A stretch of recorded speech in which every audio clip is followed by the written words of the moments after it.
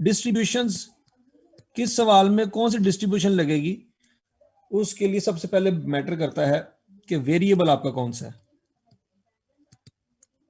सबसे पहले आपने देखना है क्वेश्चन में आपने कि वेरिएबल कौन सा है। वेरिएबल ब्रॉडली हम क्लासिफाई करें, तो वेरिएबल दो तरह के होते हैं, एक है डिस्क्रीट और एक है कॉन्टिन्यूस। डिस्क्रीट वेरिएबल वो वेरिएबल होते हैं जो एक वैल्यू से दूसरी वैल्यू पे जंप करते हैं। नॉर्मली वो फ्रैक्शन में नहीं होते, लेकिन जरूरी नहीं है फ्रैक्शन में हो भी सकते हैं। लेकिन बस याद रखना, एक वैल्यू से दूसरी वैल्यू पे वो जंप करते हैं, दूसरी वैल्यू से तीसरी वैल्यू पे जंप करते हैं, बीच में कोई वैल्यू नहीं होती। ये डिस्क्रीट वेरिएबल की पहचान है। मतलब जिस तरह से कॉलर साइज है वो 14.5 हो सकता है, फिर उसके बाद 15.0 होता है, फिर 15.5 होता है। अब ये एक वैल्यू से दूसरी वैल्यू पे जंप करता है, बीच में 14.7 कोई वैल्यू नहीं होती। बीच में याद रखना, तो डिस्क्रीट वेरिएबल फ्रैक्शन में हो सकता है, ये बात याद रखनी है। कॉलर साइज उसकी बेस्ट एग्जांपल है। ठीक है जी, ये बात याद रखनी है आपने कि डिस्क्रीट वेरिएबल फ्रैक्शन में हो सकता है। ठीक है जी, ये बहुत बड़ी मिसकंसेप्शन है बच्चों को, बहुत सारी जगहों पे ये चीजें क्लियर नहीं है। ये बात याद रखनी है कि डिस्क्रीट वेरिएबल जो है फ्रैक्शन में हो सकता है। तो बहरहाल मोस्ट ऑफ द टाइम ये हमेशा एक इंटीजर होता है, होल नंबर होता है, लेकिन ये फ्रैक्शन में भी हो सकता है, कोई मसला नहीं है, कोई परेशान वाली बात नहीं है। अच्छा जी, तो वो एग्जांपल देख लेते हैं जी डिस्क्रीट वेरिएबल की, जो क्या कहते हैं, डिस्क्रीट वेरिएबल के सवाल कैसे पहचाने जाएंगे उसकी एग्जांपल देख लेते हैं। मतलब नंबर ऑफ मैचेस कौन सा वेरिएबल होता है जी, डिस्क्रीट वेरिएबल होता है, ये पहली एग्जांपल है। Number 2 coins, number of coins discrete variable है। डाइसेस डिस्क्रीट वेरिएबल है। कार्ड्स डिस्क्रीट वेरिएबल है। Number of persons, number of persons discrete variable है। ठीक है जी, ये बात याद रखनी है। Number of keyboards discrete variable है। आइटम्स गुड हो या डिफेक्टिव हो, ये डिस्क्रीट वेरिएबल है। ठीक हो गया जी। Number of planes, number of error, ये कौन सा वेरिएबल है, डिस्क्रीट वेरिएबल है।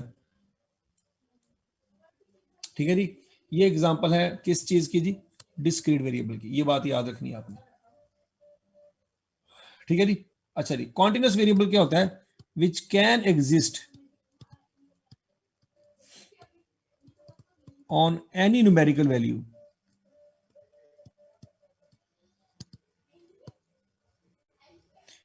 वो फ्रैक्शन में भी एग्जिस्ट कर सकता है, होल नंबर में भी एग्जिस्ट कर सकता है, किसी भी वैल्यू आप अज्यूम करें तो आपको उस वैल्यू पे कॉन्टिन्यूस वेरिएबल की वैल्यू मिल जाएगी। फॉर एग्जांपल एज, एज किसी भी डिविजिबल फ्रैक्शन पे हो सकती है। हाइट किसी भी डिविजिबल फ्रैक्शन पे हो सकता है। टेम्परेचर किसी भी डिविजिबल फ्रैक्शन पे एग्जिस्ट कर सकता है। ठीक है जी। स्पीड किसी भी फ्रैक्शन पे एग्जिस्ट कर सकती है। और क्या क्या एग्जांपल हो सकती है, सैलरी किसी भी डिविजिबल फ्रैक्शन पे एग्जिस्ट कर सकती है। टाइम किसी भी डिविजिबल फ्रैक्शन पे एग्जिस्ट कर सकता है। हाइट, वेट, ठीक है जी, ये सारे के सारे वो एग्जांपल्स हैं जो किसी भी डिविजिबल फ्रैक्शन पे एग्जिस्ट कर सकता है। तो डिस्ट्रीब्यूशन कैसे पहचानी जाएगी, वो डिपेंड करता है वेरिएबल पे। वेरिएबल दो तरह के होते हैं, डिस्क्रीट और कॉन्टिन्यूस। डिस्क्रीट वेरिएबल की एग्जांपल मैंने आपको दे दी है, ये है। कॉन्टिन्यूस वेरिएबल की एग्जांपल मैंने आपको दे दी है, ये है। ठीक है जी।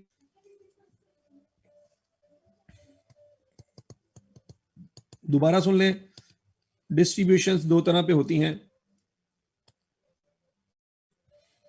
एक होती है जी डिस्क्रीट वेरिएबल की बेस पे, और एक होती है जी कॉन्टिन्यूस वेरिएबल की बेस पे। डिस्क्रीट वेरिएबल अभी मैंने बता दिया कौन सा होता है, कॉन्टिन्यूस वेरिएबल मैंने बता दिया कौन सा होता है। डिस्क्रीट वेरिएबल की बेस पे जो डिस्ट्रीब्यूशन अप्लाई होती हैं उसके आगे तीन कैटेगरी हैं। एक है हाइपरजोमेट्रिक,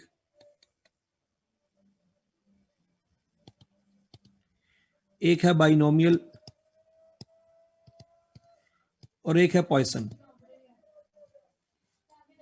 अगर सवाल में डिस्क्रीट वेरिएबल नजर आया तो तीन ऑप्शन है आपके पास, हाइपरजोमेट्रिक, बाइनोमियल और पॉइसन। इसको वन बाय वन डिटेल में हम कल पढ़ेंगे। ठीक है जी, कोशिश करते हैं आज हम स्टार्ट करेंगे, लेकिन डिटेल में हर डिस्ट्रीब्यूशन की डिटेल जो है, इसकी भी डिटेल, इसकी भी डिटेल और इसकी भी डिटेल, कोशिश है आज स्टार्ट हो जाए, लेकिन इस पे टाइम लग जाएगा। तो कल इसके ऊपर हम डिटेल जो है ना क्लोजिंग करेंगे।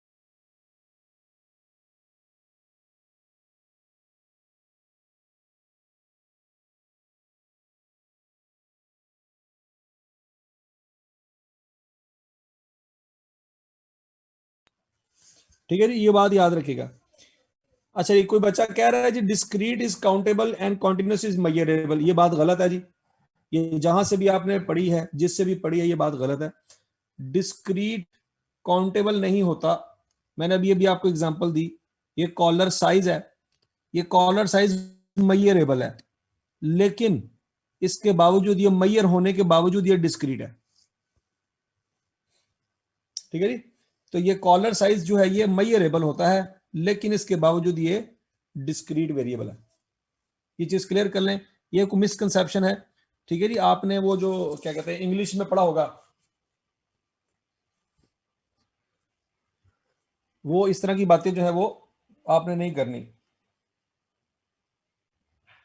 काउंटेबल्स और मेजरेबल्स ये बातें जो है ना, ये गलत है, इसको डिलीट कर दें, ऐसी कोई बात नहीं है। बहरहाल मोस्ट ऑफ द टाइम ऐसी बात होती है, लेकिन 100% केसेस में ऐसी बात नहीं होती।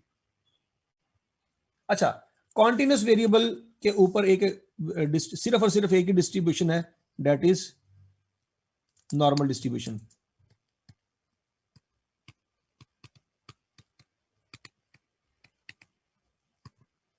नॉर्मल डिस्ट्रीब्यूशन को पहचानने का आसान तरीका क्या है? नंबर वन, उसमें कॉन्टिन्यूस वेरिएबल की बातें की जाएंगी। फॉर एग्जांपल उसमें बात की जाएगी एज की, उसमें बात की जाएगी हाइट की, उसमें temperature, speed, weight, time, salary, इस तरह की बातें जाएंगी।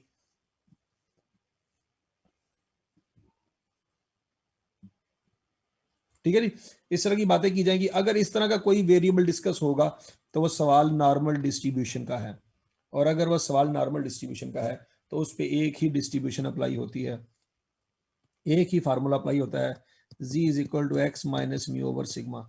इसकी डिटेल डिस्कशन जो है ये कल होगी। आज मैं सिर्फ आपका वो कंसेप्ट बना रहा हूं कि सवाल कैसे पता चलेगा किस डिस्ट्रीब्यूशन का है। ठीक हो गया? बहरहाल आगे चलते हैं। नॉर्मल डिस्ट्रीब्यूशन के बारे में कभी भी परेशान होने की बात नहीं है। ऑलवेज स्टेटेड इन क्वेश्चन, वो हमेशा क्वेश्चन में बताएगा, हमेशा सवाल में लिखा होगा कि नॉर्मली डिस्ट्रीब्यूटेड।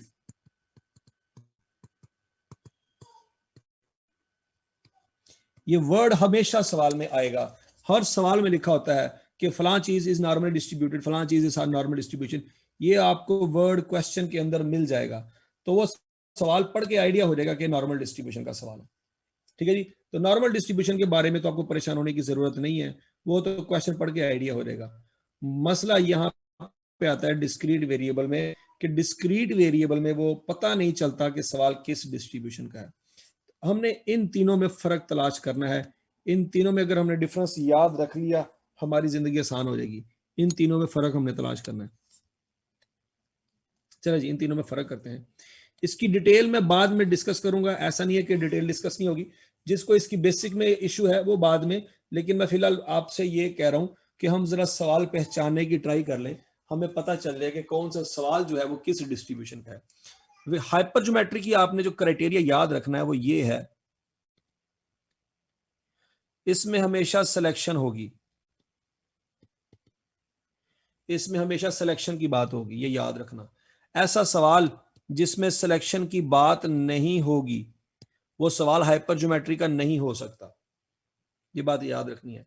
इसमें हमेशा सिलेक्शन होगी, ऐसा सवाल जिसमें सिलेक्शन की बात नहीं होगी वो हाइपरज्योमेट्री का सवाल नहीं है। फॉर एग्जांपल डाइसिस, डाइसिस रोल होती हैं, सेलेक्ट नहीं होती, डाइसिस को रोल किया जाता है, तो डाइसिस का सवाल कभी भी हाइपरज्योमेट्रिक से नहीं होगा।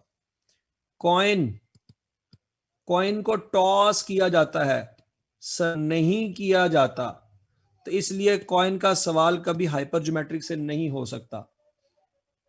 ठीक है जी, ये बात अच्छी तरह से याद रखना है। एक्सीडेंट, एक्सीडेंट अक्कर होते हैं, हैपनिंग, हैपन होते हैं, कभी सेलेक्ट नहीं होते, इसलिए वो एक्सीडेंट वाला सवाल कभी भी हाइपरज्योमेट्रिक से नहीं होगा। ठीक है जी, ये बात आपने याद रखनी है। मार्क्स, बच्चे मार्क्स ऑब्टेन करते हैं, मार्क्स कभी वो सेलेक्ट नहीं करते, इसलिए मार्क्स वाला सवाल कभी हाइपरज्योमेट्रिक से नहीं होगा। ये बात समझ आ रही है आपको?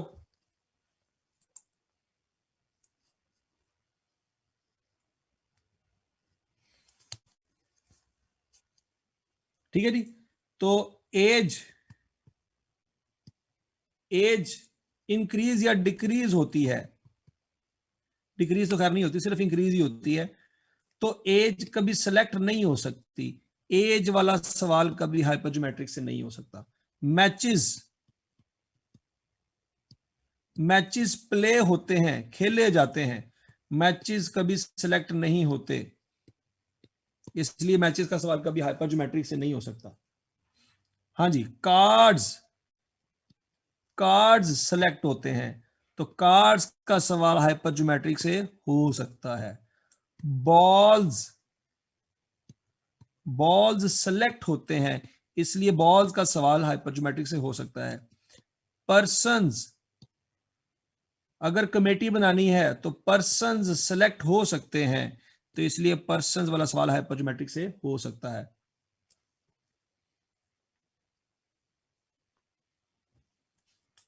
ये बात समझ लगी? यहां तक की बातें समझ आ रही हैं आपको?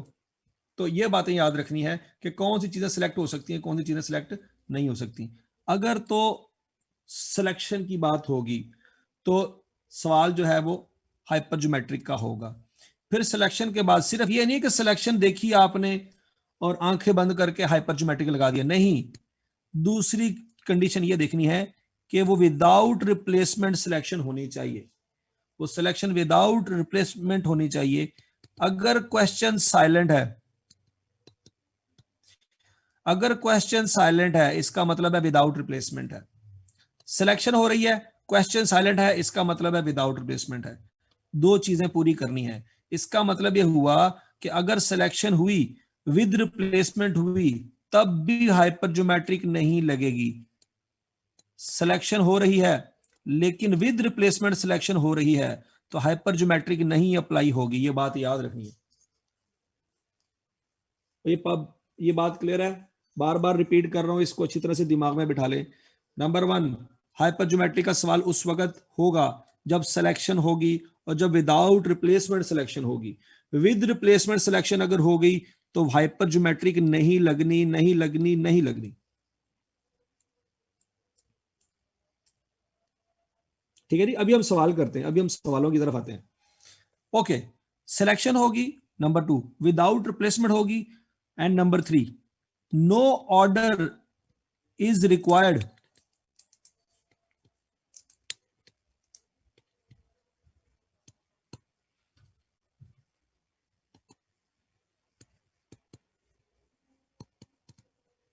क्वेश्चन में कोई ऑर्डर रिक्वायर्ड नहीं होगा, मतलब first is king and second queen इस तरह की बातें नहीं हो सकती।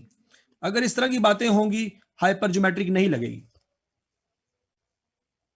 ये बात समझ आ गई जी।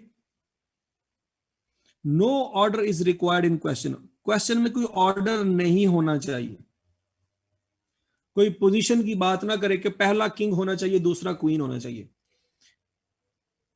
अगर तो ऑर्डर है तब भी हाइपर ज्योमेट्रिक नहीं लगेगी। ठीक है जी।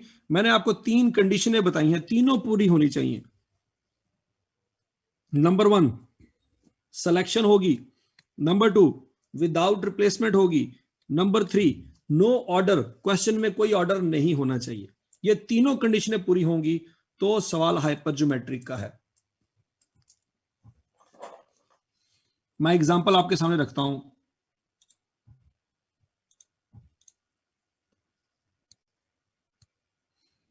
अब ये पहला क्वेश्चन है, जरा पढ़ लें शाबाश।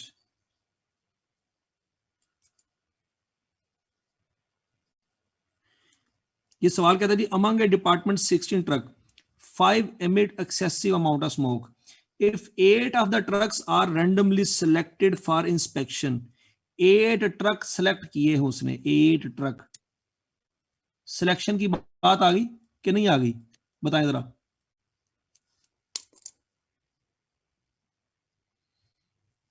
इस सवाल में सिलेक्शन की बात आ गई है, ट्रक सेलेक्ट किए जा रहे हैं। What is the probability that this sample will include at least 4 of the truck which emit excessive amount of smoke? क्या क्वेश्चन में उसने बताया है विद रिप्लेसमेंट या विदाउट रिप्लेसमेंट? क्या इस क्वेश्चन में उसने बताया है? नहीं बताया। तो क्या अज्यूम करेंगे? Without replacement. With replacement assume नहीं करेंगे, विदाउट रिप्लेसमेंट। अच्छा जी, 4 ट्रक अमाउंट ऑफ स्मोक, हाँ जी 4 ट्रक स्मोक रिलीज करें। 4 ट्रक, क्या उसने ऑर्डर बताया है कि पहले 4 होने चाहिए, फर्स्ट 4 या लास्ट 4? क्या ऐसी उसने कोई ऑर्डर दिया सवाल में? बात समझ लगी थी? तो ये सवाल आपको क्या लगता है किस डिस्ट्रीब्यूशन का सवाल है ये?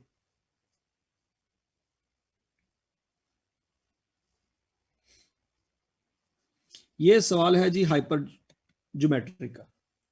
ये बात याद रहेगी, समझ आ गई सवाल की?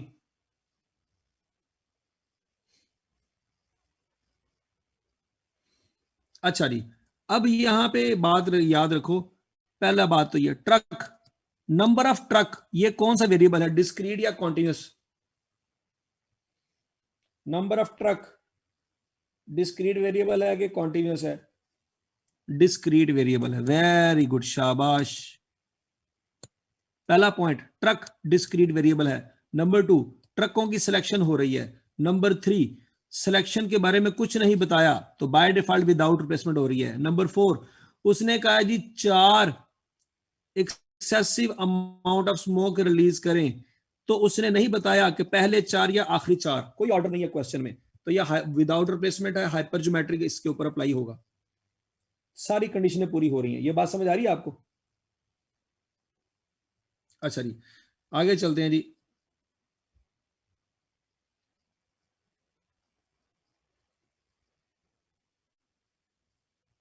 हाँ जी, अब अगला सवाल देखें ये वाला।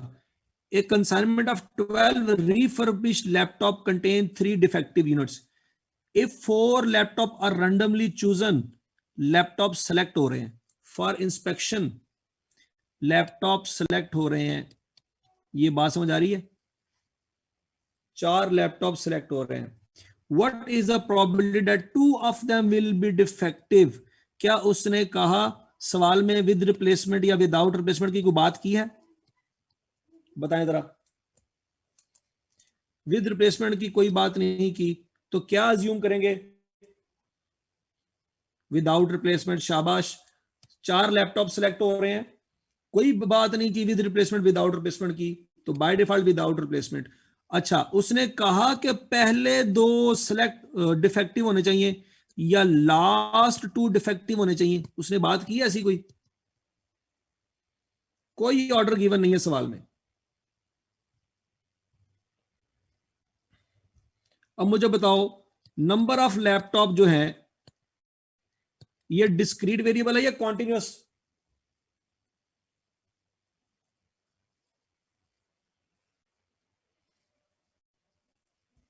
Discrete, number of laptop discrete variable है, तो लिहाजा ये सवाल जो है किससे होगा? हाइपर ज्योमेट्रिक से होगा। ये बात समझ आ रही है जी?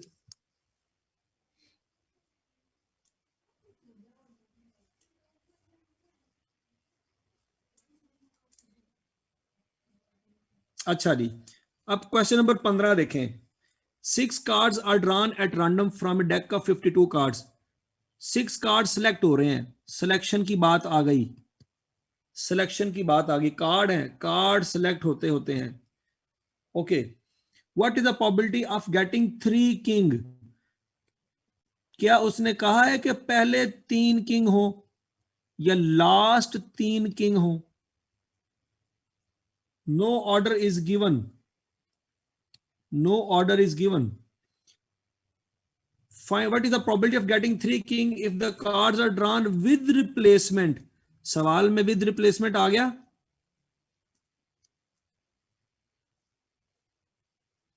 तो क्या यह सवाल हाइपर ज्योमेट्रिक से होगा?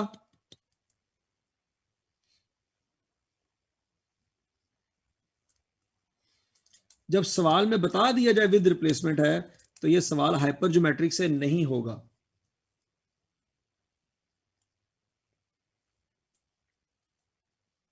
ये बात समझ आ गई है जी? आगे चलते हैं जी।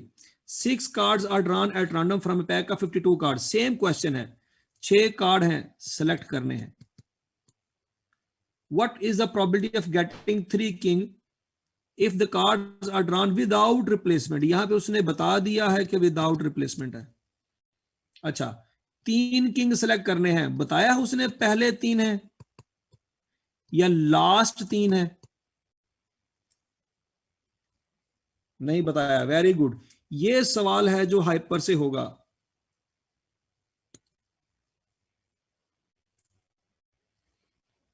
वो बात समझ आ गई है?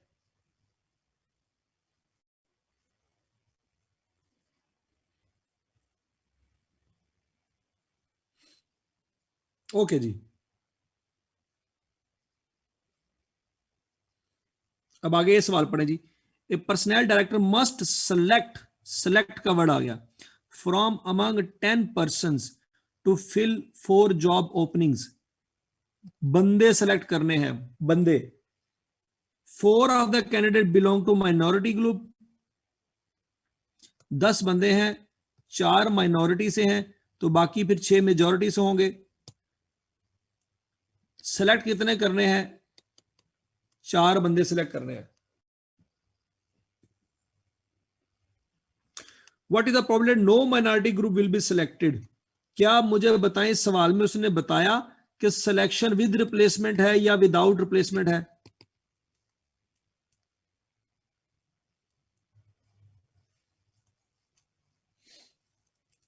नहीं बताया, तो बाय डिफॉल्ट फिर क्या अज्यूम करेंगे? विदाउट रिप्लेसमेंट है। अच्छा, नो माइनॉरिटी ग्रुप, इसकी कोई पोजीशन बताई है कि ये पहले नंबर पे आएगा, दूसरे नंबर पे आएगा, तीसरे नंबर पे आएगा? No order is given. तो ये सवाल कैसे होगा जी? ये हाइपर ज्योमेट्रिक से होगा।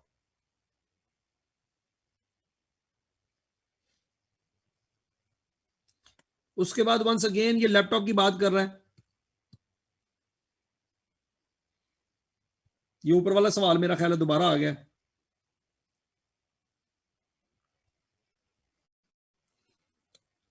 तो ये सवाल भी हाइपर ज्योमेट्रिक से होगा। और हाइपर ज्योमेट्रिक कुछ कुछ पल्ले पड़ गई है।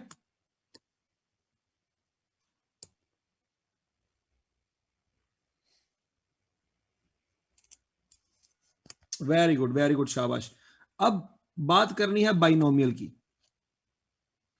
हाइपर ज्योमेट्रिक में एक बात और याद रखिएगा, हाइपर ज्योमेट्रिक में जब विदाउट रिप्लेसमेंट की बात आ रही है, इसका मतलब यह होगा कि इसमें डिपेंडेंट इवेंट होते हैं। याद आ रहा कुछ कुछ?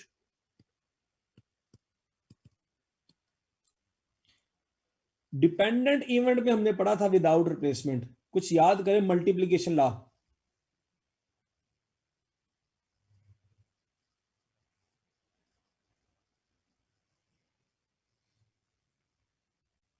मल्टीप्लिकेशन लॉ में हमने पढ़ा था विदाउट रिप्लेसमेंट, और उस वक्त बात हो रही थी डिपेंडेंट इवेंट की। याद आ रहा है कुछ कुछ?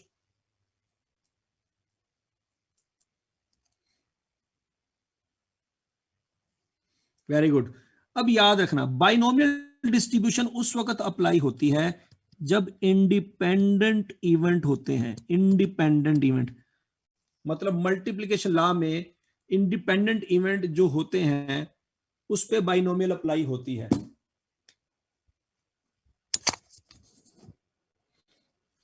हाइपरज्योमेट्रिक और बाइनोमियल में फर्क ये है कि ये डिपेंडेंट इवेंट में अप्लाई होती है और ये इंडिपेंडेंट इवेंट में अप्लाई होती है। ये बात समझ आ गई?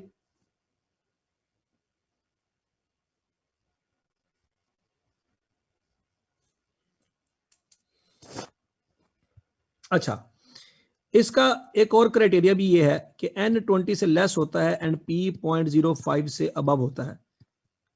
ये क्राइटेरिया भी है।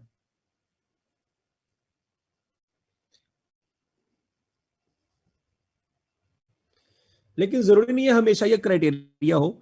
इसका क्राइटेरिया जो आई कैप की बुक में लिखा हुआ है वो ये है कि n को p से मल्टीप्लाई करें, आंसर 5 से कम होना चाहिए।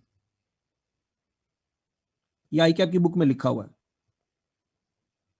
ये मैं अभी आपको बताता हूं।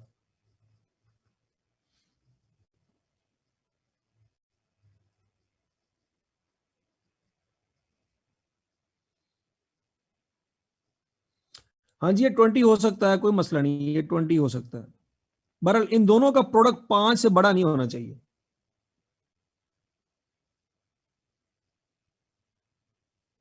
ठीक हो गया? ये बात याद रखनी है।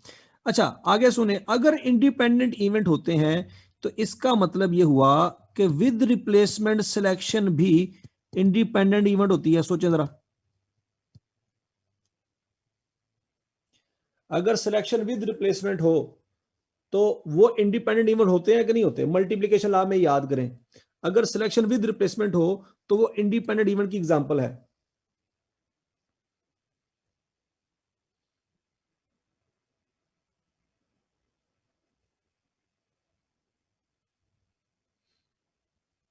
अच्छा, तो याद रखना, विद रिप्लेसमेंट सिलेक्शन अगर आ गई तो वो सवाल बाइनोमियल से हो सकता है। विद रिप्लेसमेंट सिलेक्शन अगर आ गई तो वह सवाल बाइनोमियल से हो सकता है। याद रहेगा ये बात?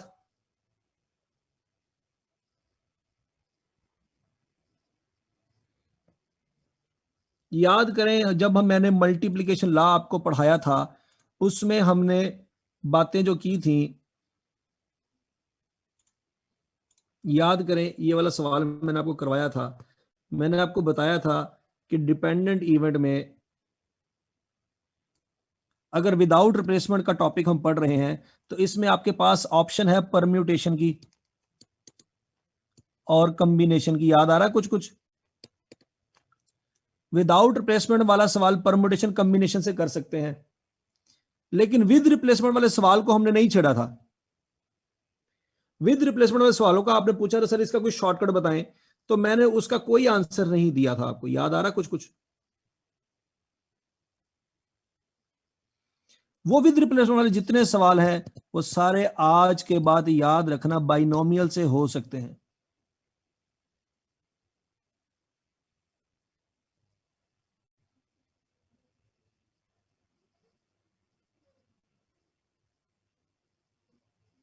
ठीक है जी, ये सारे सवाल बाइनोमियल से हो सकते हैं, जितने भी हमने किए थे ये सारे बाइनोमियल से हो सकते हैं। ठीक है जी, ये याद करें। मैंने बताया था परमुटेशन में भी विदाउट रिप्लेसमेंट होती है, कॉम्बिनेशन में भी विदाउट रिप्लेसमेंट होती है। फर्क ये है कि यहाँ पे पोजीशन होती है, यहाँ पे पोजीशन नहीं होती। मैंने आपको एक सवाल करवाया था अगर आपको याद हो यहाँ पे, और मैंने उस वक्त विद रिप्लेसमेंट वाली कोई बात नहीं की थी। मैंने कहा था कि पोजीशन है तो परम्यूटेशन, पोजीशन नहीं है तो कॉम्बिनेशन विदाउट रिप्लेसमेंट की। परम्यूटेशन भी विदाउट रिप्लेसमेंट पे लगता था, कॉम्बिनेशन भी विदाउट रिप्लेसमेंट पे लगता था। मैंने विद रिप्लेसमेंट पे कोई आपको शॉर्टकट नहीं बताया था। आज के बाद याद रखना, विद रिप्लेसमेंट में चाहे पोजीशन हो चाहे पोजीशन ना हो, दोनों सूरतों में बाइनोमियल लग सकती है।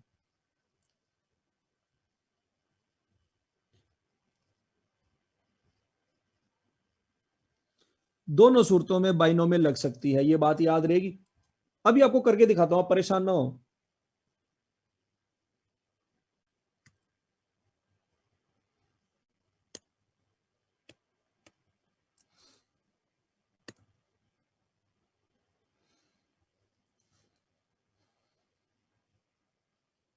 हाँ जी, पोजीशन गिवन हो, पोजीशन अगर आपको गिवन है तब भी, पोजीशन गिवन नहीं है तब भी बाइनोमियल लग सकती है।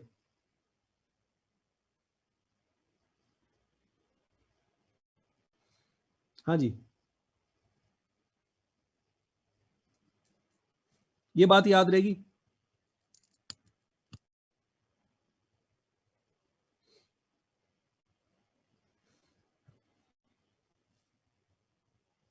ये बात आपने अच्छी तरह से याद रखनी है। अच्छा जी, अब आगे आ गया जी पॉइसन डिस्ट्रीब्यूशन। ये बाइनोमियल क्लियर है आपको? बाइनोमियल क्लियर है?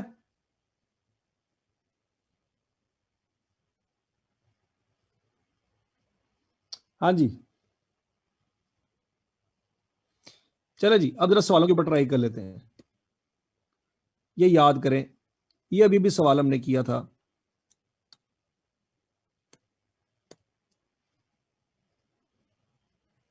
ये क्वेश्चन नंबर 15 याद करें। 6 cards are drawn at random from a deck का 52 cards, what is the probability of getting 3 king if the cards are drawn with replacement? ये with replacement वाला सवाल, अब जरा बताएं, हाइपरज्योमेट्रिक से तो नहीं हो सकता, तो किस से हो सकता है?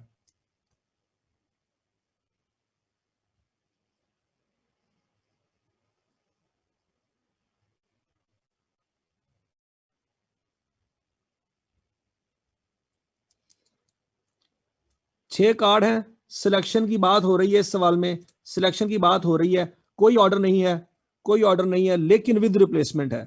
अगर विद रिप्लेसमेंट है तो ये सवाल बाइनोमियल से होगा। ये सवाल किससे होगा जी? बाइनोमियल से होगा। अब ये बात याद रहेगी।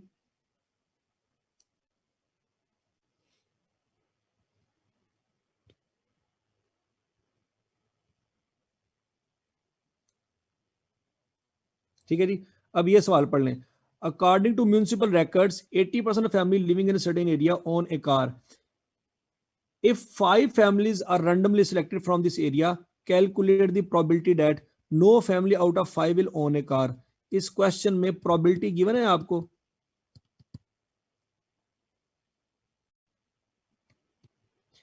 एन गिवन है आपको।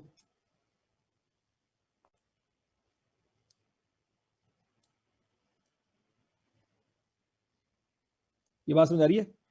क्या ये जो 5 फैमिली रहती हैं, क्या ये इंडिपेंडेंटली रहती हैं या एक दूसरे पे डिपेंडेंट है?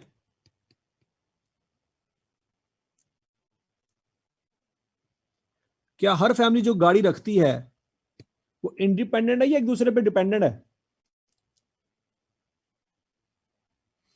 इंडिपेंडेंट है। अब एन 20 से छोटा है, पी 5% से बड़ा है, तो इस पे फार्मूला कौन सा लगेगा?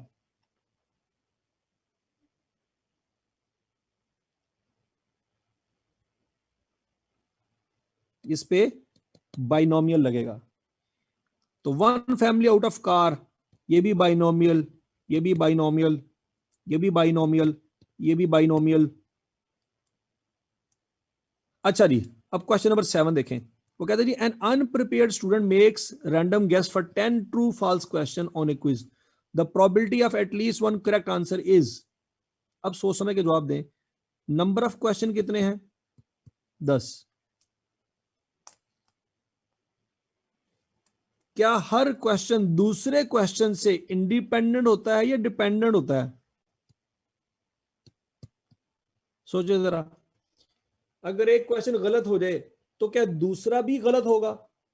क्या हर क्वेश्चन दूसरे क्वेश्चन से इंडिपेंडेंट होता है कि डिपेंडेंट होता है? शाबाश बता दें। हर क्वेश्चन दूसरे से इंडिपेंडेंट होता है।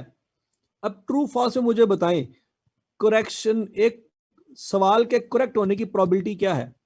ट्रू फॉल्स, एक सवाल है, उसमें एक ट्रू ऑप्शन है, एक फॉल्स ऑप्शन है, तो सवाल के ठीक होने की प्रोबेबिलिटी क्या है? 50%। ये बात समझ आती है?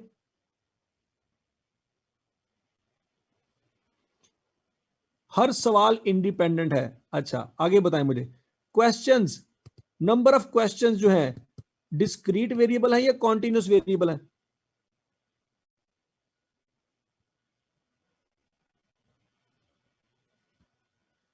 डिस्क्रीट वेरिएबल है। तो गौर से देखो, इस पूरे सवाल को गौर से देखो। इस पूरे सवाल में नंबर ऑफ क्वेश्चन की बात हो रही है जो कि डिस्क्रीट वेरिएबल है। हर सवाल दूसरे से इंडिपेंडेंट है। टोटल 10 सवाल है और सही होने की प्रोबेबिलिटी 50% है, 0.5 है। तो मुझे सोच समझ के जवाब दो, क्या यह सवाल हाइपर से होगा? क्या क्वेश्चन सेलेक्ट होते हैं या अटेम्प्ट होते हैं?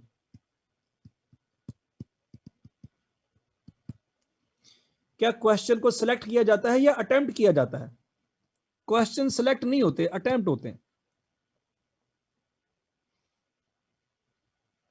हाँ जी, तो बताएं मुझे, क्या यह सवाल हाइपर ज्योमेट्रिक से होगा? यह सवाल बाइनोमियल से होगा। ये बात समझ आ रही है?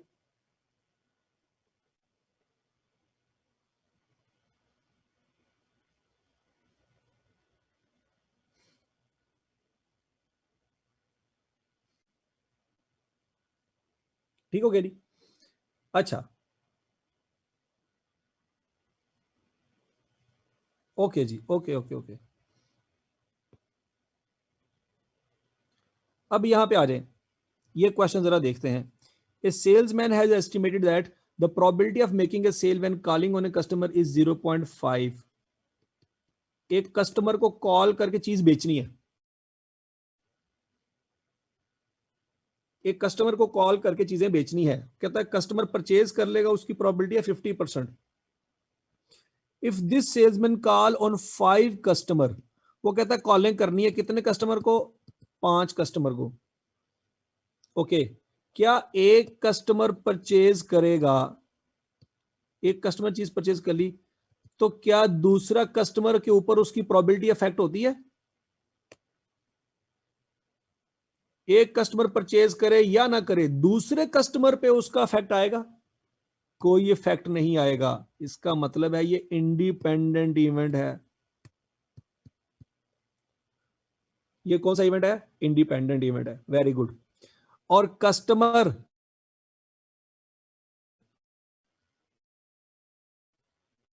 को चीजें बेचनी है, सेलेक्ट नहीं करना। माल किस डिस्ट्रीब्यूशन का है?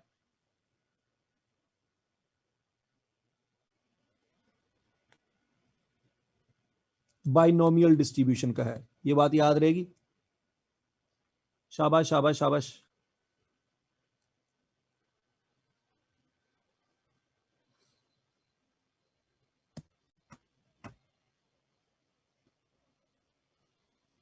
अच्छा जी, आगे पढ़ते हैं।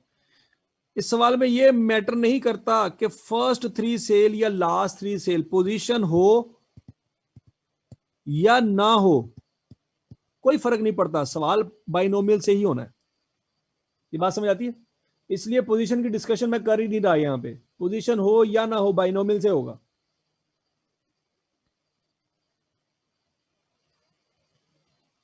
तो ये बात पल्ले पड़ गई है।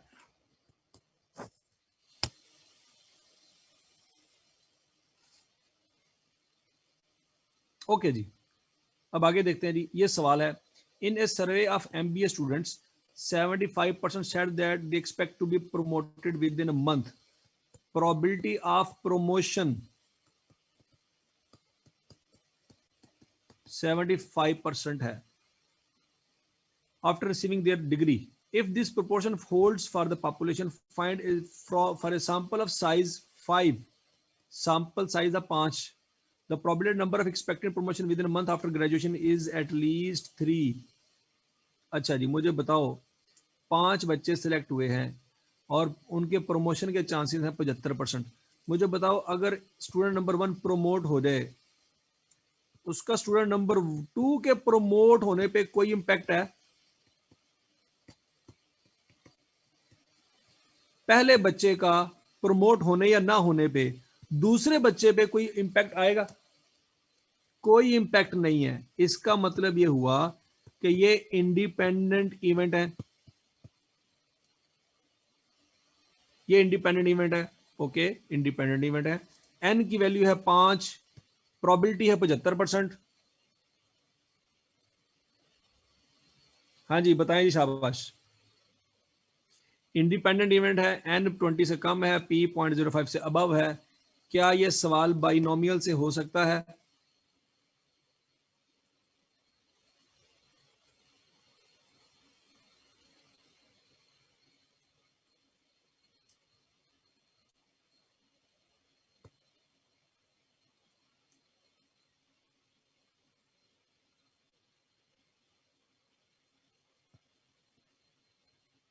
ठीक है जी।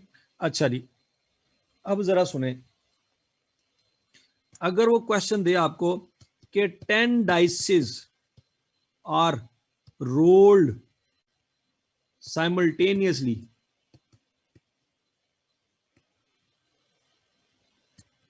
find the probability that 3 dices show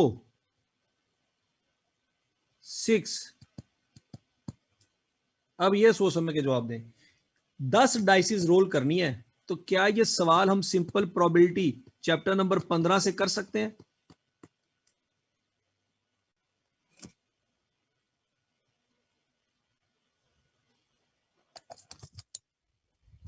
भाई एक डाइस रोल करें ना 6 आउटकम है, 2 डाइस रोल करें 36 आउटकम है, 3 डाइस रोल करें 216 आउटकम है, तो 10 डाइस रोल करनी है।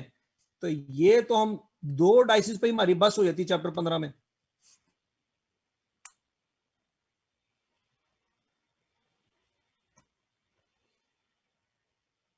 ठीक है जी।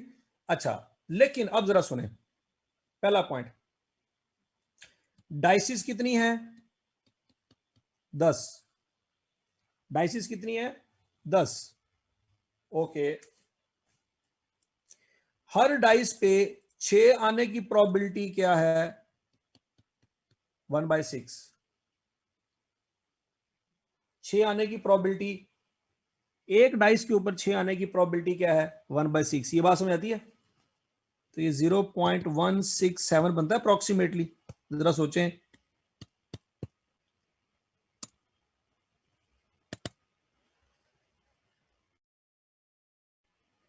तो 1 डिवाइडेड बाय 6 करें तो आंसर आता है 0.167। ये बात समझ आ रही है? 6 आने की प्रोबेबिलिटी है 0.167। अब जरा सोचें, एक डाइस पे 6 आए या ना आए, क्या दूसरी डाइस पे कोई इंपैक्ट पड़ेगा?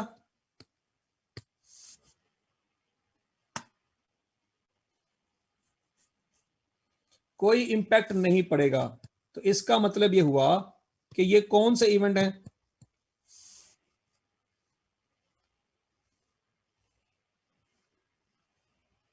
Independent event. शाबाश। तो इसका मतलब यह हुआ कि यह 10 डाइसिस वाला सवाल बाइनोमियल से हो सकता है।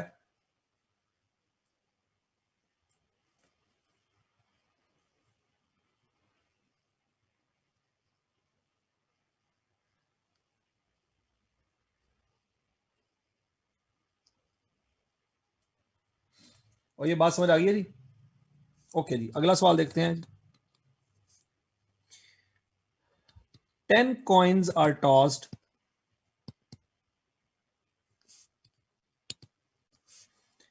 Find the probability that 3 coin show head. हाँ जी, अब बताएं। पहला पॉइंट, क्या कॉइन डिस्क्रीट वेरिएबल है?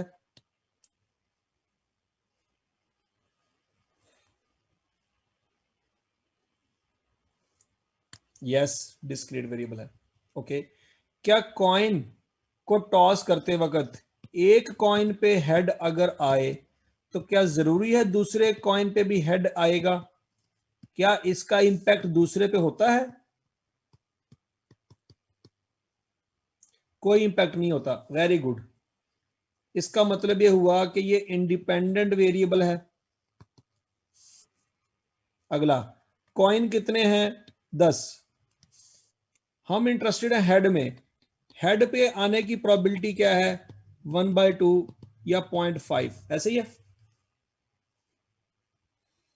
तो 10 कॉइन है, हेड की प्रोबेबिलिटी 0.5 है, और कॉइन भी इंडिपेंडेंट है, एक का दूसरे से कोई लेना देना नहीं है।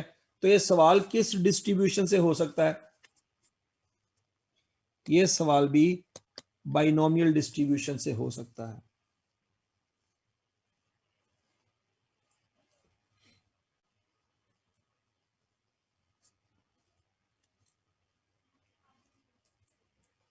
हाँ जी, तो बताओ बच्चों, बाइनोमियल डिस्ट्रीब्यूशन और हाइपरजोमेट्रिक डिस्ट्रीब्यूशन में आज के बाद फर्क कर लोगे? आज के बाद आपको इन दोनों में फर्क समझ आ जाएगा?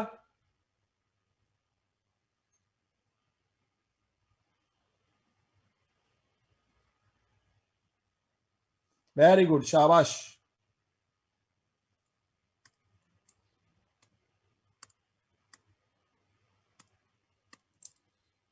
अब है जी अगली बारी पॉइसन डिस्ट्रीब्यूशन की। पॉइसन डिस्ट्रीब्यूशन में याद रखना है, हमेशा रेयर इवेंट्स होते हैं।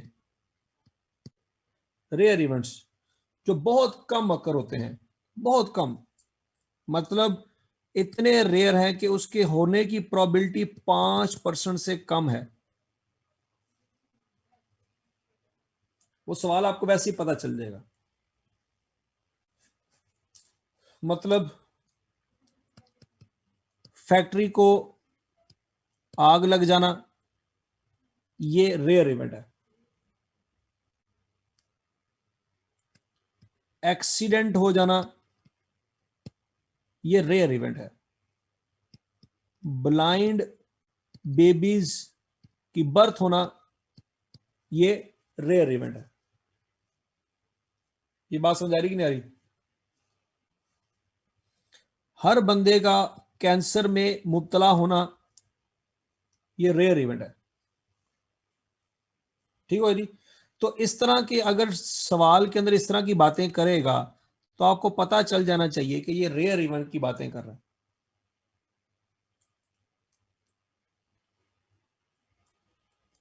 ठीक हो गया जी? तो ये बातें याद रखनी है, इसको इसी तरह से क्लियर कर लीजिएगा कि ये रेयर इवेंट्स की बातें हो रही हैं। पर इसका जनरल क्राइटेरिया आपने याद रखना है कि इसमें N20 से अबव होता है और P की प्रोबेबिलिटी 5% से कम होती है।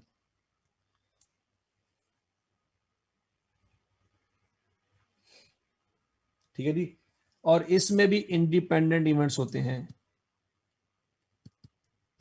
जैसे कि बाइनोमियल में होते थे, यहां पे भी इंडिपेंडेंट इवेंट्स होते हैं। एक पॉइंट। दूसरा, ऐसा हो सकता है कि क्वेश्चन में आपको सिर्फ और सिर्फ म्यू गिवन हो, ओनली म्यू इज गिवन। ऐसा सवाल जिसमें सिर्फ और सिर्फ एवरेज गिवन है, वो सवाल भी पॉइसन का हो सकता है।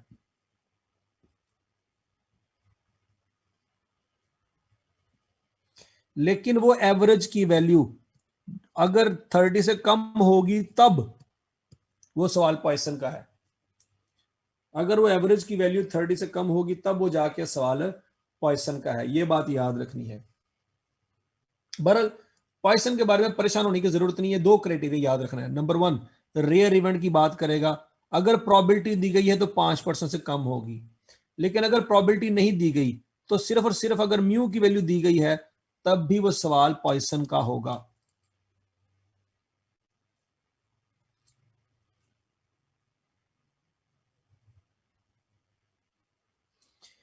या तो वो आपको प्रोबेबिलिटी की वैल्यू बता देगा, अगर प्रोबेबिलिटी की वैल्यू नहीं बताएगा तो फिर म्यू बताएगा। यहां से पहचान हो जाएगी। ठीक है जी? अब ट्राई कर लेते हैं सवाल को।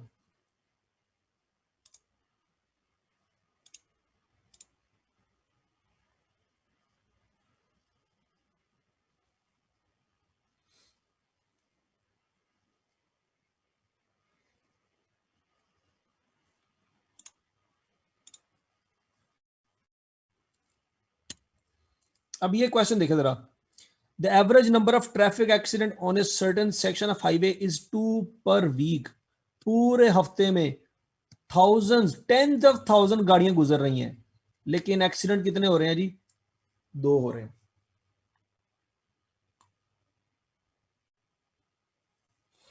ये बात समझ आ रही है जी? एक्सीडेंट कितने हो रहे हैं जी? 2 हो रहे हैं, पहला पॉइंट। दूसरा, ये जो बता रहा है क्वेश्चन में, क्या ये एवरेज है?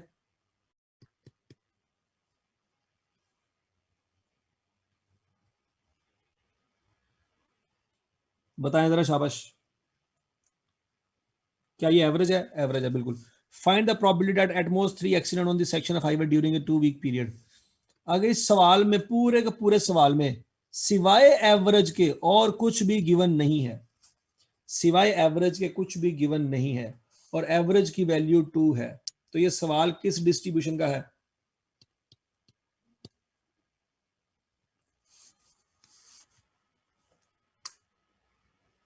और ये सवाल किस डिस्ट्रीब्यूशन का है? नॉर्मल डिस्ट्रीब्यूशन का है। सहर बीबी, क्या हो गया?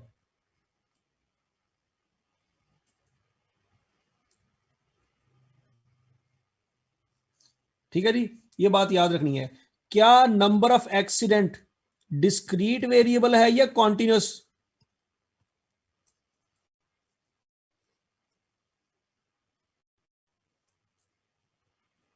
एक्सीडेंट डिस्क्रीट वेरिएबल है, याद रखना। ये एक्सीडेंट डिस्क्रीट वेरिएबल है, और यहां पे आपको एवरेज दी गई है, एवरेज नंबर की बात हो रही है। यहां पे एन नहीं गिवन, पी नहीं गिवन, एन और पी गिवन नहीं है, यहां पे एवरेज दी गई है, तो ये सवाल पॉइसन का है। ये बात याद रखनी है आपने। दोबारा सुने, इस क्वेश्चन में वो बात कही, उसने स्टार्ट की है एवरेज से।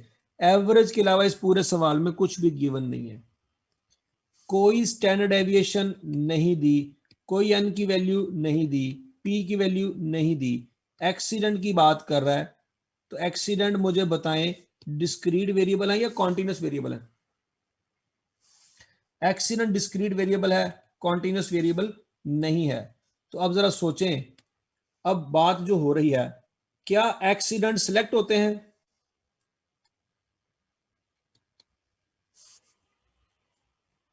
क्या एक्सीडेंट सिलेक्ट होते हैं? नहीं, एक्सीडेंट सिलेक्ट नहीं होते। तो इसका मतलब यह हुआ हाइपरजोमेट्रिक तो नहीं है। क्या उसने क्वेश्चन में एन और पी की वैल्यू बताई है? एन और पी की वैल्यू बताई है? नहीं बताई, तो बाइनोमियल भी नहीं लगेगा। अब क्या उसने क्वेश्चन में यहां पे पी की वैल्यू बताई है 5% से कम है? क्या पी की वैल्यू 5% से कम है? पता नहीं, सवाल में नहीं बताया। क्या क्वेश्चन में म्यू गिवन है?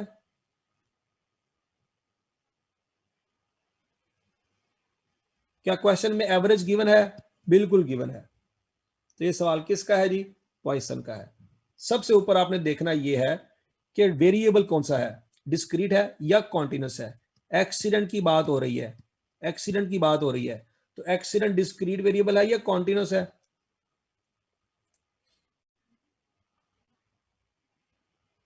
डिस्क्रीट है। तो अगर डिस्क्रीट वेरिएबल है, तो इसका मतलब है नॉर्मल डिस्ट्रीब्यूशन की बात तो हो ही नहीं सकती। अगर एक्सीडेंट डिस्क्रीट वेरिएबल है, तो उसकी 3 ऑप्शन है, हाइपरजोमेट्रिक, बाइनोमियल और पॉइसन।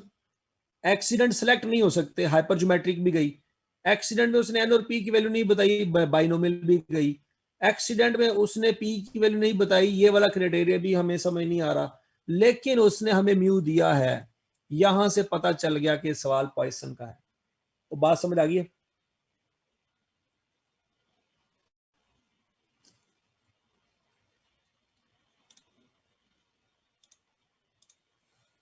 आगे चलते हैं, आगे चलते हैं।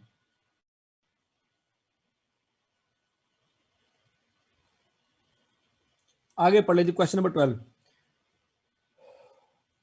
The administration of a telephone company claims that only 2.5% of telephone owners are dissatisfied with the company. Probability क्या है? 2.5। 2.5। मुझे बताएं number of honours discrete variable है या continuous?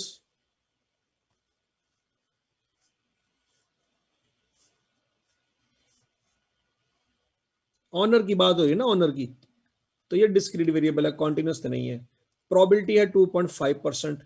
In order to verify the claim of the company a random sample of 30 telephone owner is obtained. N की value क्या है? 30। P क्या है? 2.5%। ये बात समझ आ रही है?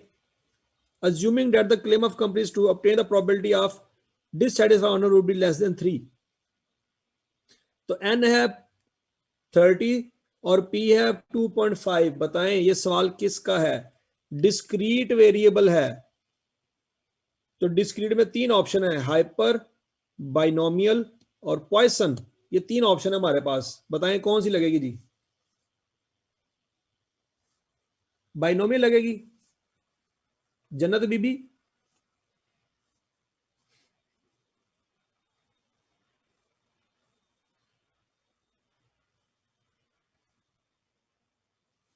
पॉइसन लगेगी। क्यों लगेगी? क्योंकि n की वैल्यू 20 से अबव है और p की वैल्यू 2.5% है, 5% से कम है, तो ये सवाल पॉइसन होना है, बाइनोमियल से नहीं होना, हाइपर से नहीं होना।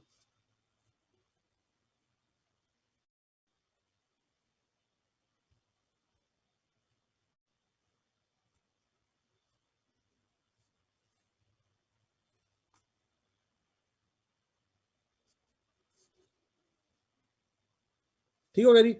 ओके, आगे चलते हैं।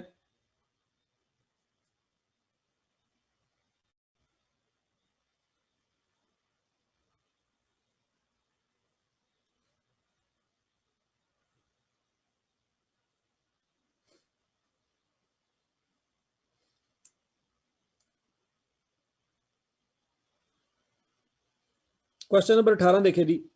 ए business has a large number of machines, these machines require minor adjustment on a regular basis. The need for adjustment occur at random at an average rate of 7 per hour. Average की बात कर रहा है 7। What is the probability that 4 or fewer adjustment will be required in an hour? क्या इस सवाल में average के अलावा और कुछ गिवन है आपको?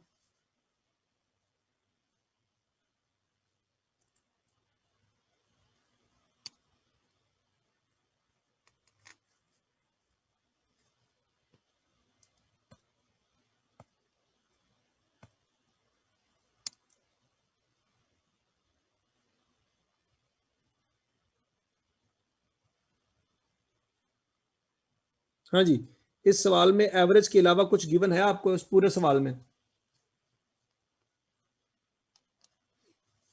और मुझे ये बताएं, adjustments, number of adjustments discrete variable है या कॉन्टिन्यूस?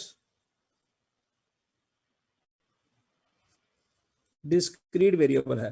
और इस सवाल में एवरेज के अलावा कुछ भी गिवन नहीं है।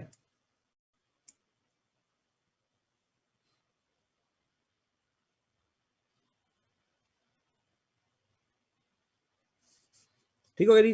तो ये सवाल भी किसका है जी? ये पॉइसन डिस्ट्रीब्यूशन का सवाल है। और पॉइसन डिस्ट्रीब्यूशन पहचान लिया आप लोगों ने?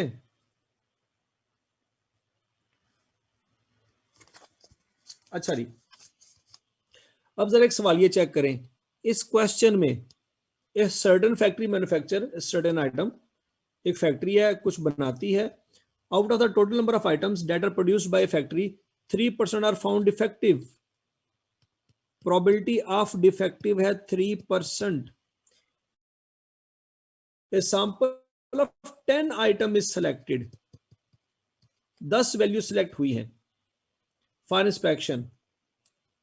अब यहां पे देखें, एक क्राइटेरिया अप्लाई हो रहा है पॉइसन का, लेकिन एक क्राइटेरिया अप्लाई हो रहा है बाइनोमियल का। ये बात समझ आ रही?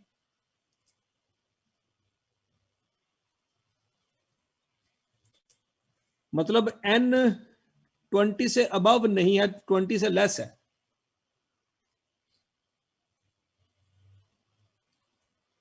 ठीक है जी। प्रोबेबिलिटी 5% से कम है, बात ठीक है, लेकिन सैंपल साइज 20 से कम है। अगर ऐसा सवाल आ जाए जिसमें एक क्राइटेरिया पॉइसन का, दूसरा बाइनोमियल का अप्लाई होगा, तो वो फिर सवाल में बताएगा कि कैसे करना है।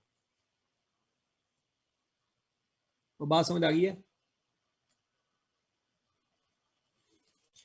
देखें, ये सेम क्वेश्चन उसने दिया और वो कह रहा है जी बाइनोमियल से करें, तो बाइनोमियल से करेंगे, तब बहस नहीं होगी। तब हम बहस नहीं कर सकते कि सर बाइनोमियल क्यों लगी, भाई उसने कह दिया तो लगेगी। आप कौन होते हैं?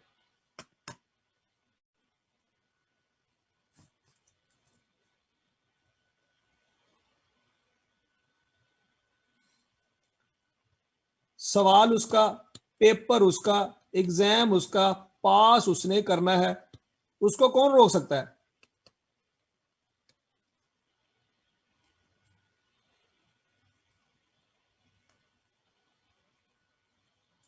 बात समझ लगी है जी? तो लिहाजा अगर वो कह रहा है बाइनोमियल का सवाल है, तो आप उस वक्त ये नहीं कह सकते कि सर ये जो आउट ऑफ सिलेबस है, या ये नहीं कह सकते कि सर सवाल ही गलत था।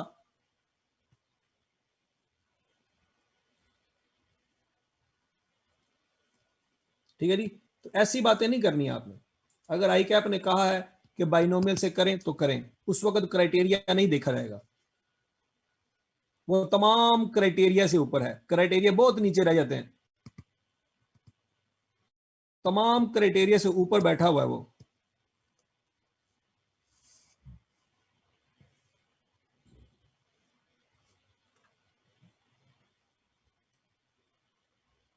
ठीक है जी।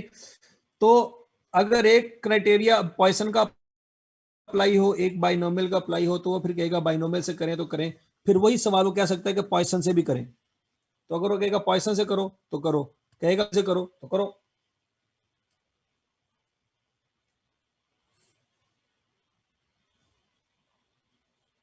अच्छा जी। उसके बाद अगला सवाल देखें। A loan officer in bank estimate the probability of default by an customer is 0.025।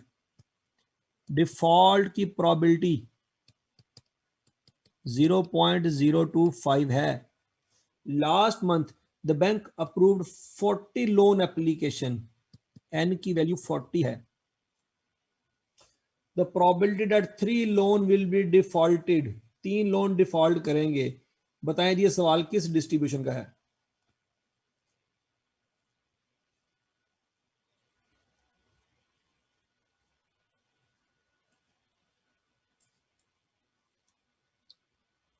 P है 2.5%, एन है 40।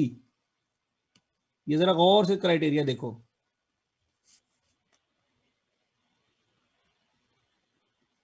ठीक है जी। तो ये सवाल किससे होगा जी? पॉइसन डिस्ट्रीब्यूशन से होगा। और ये सारे सवाल समझ आ गए हैं आपको? तो ये सारे सवाल क्लियर है? बता दो, शाबाश शाबाश शाबाश। ओके जी। तो चले, मुझे लगता है कि थोड़ी थोड़ी आपको समझ आना शुरू हो गई है।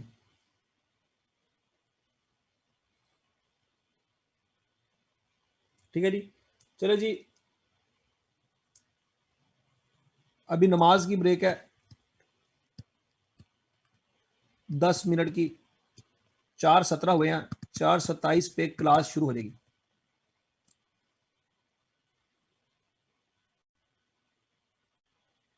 ओके जी,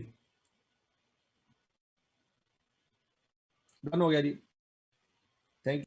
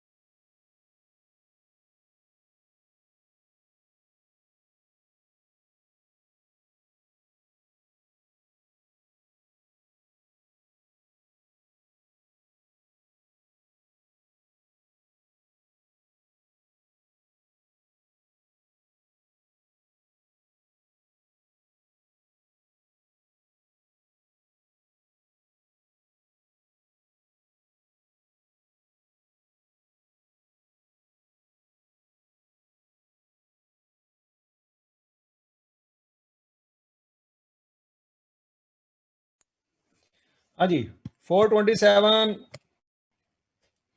class started.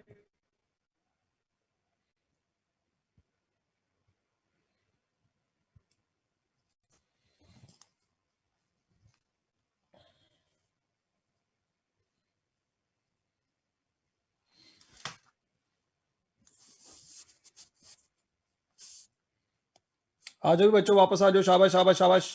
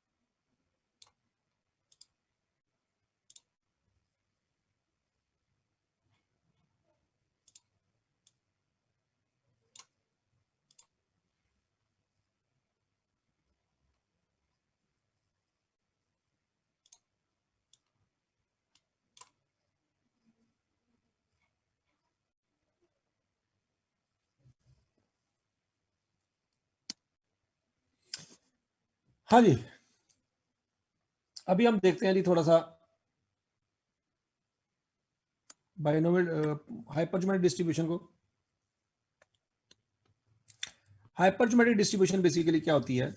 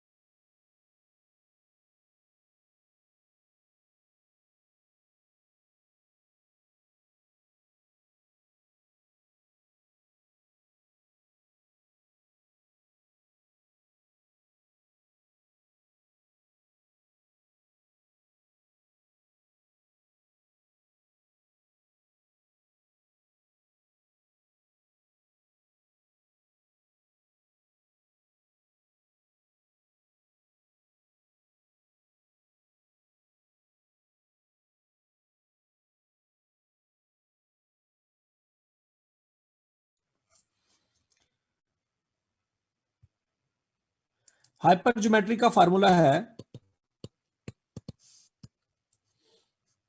N C N के C x N minus k C N minus x.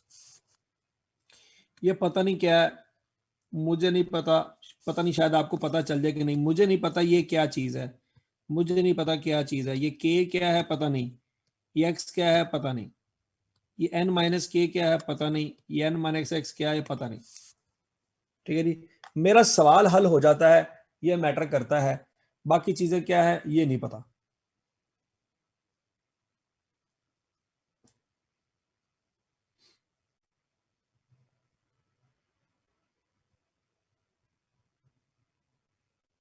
अच्छा जी, आपने जो सवाल पढ़ा हुआ ना कॉम्बिनेशन का,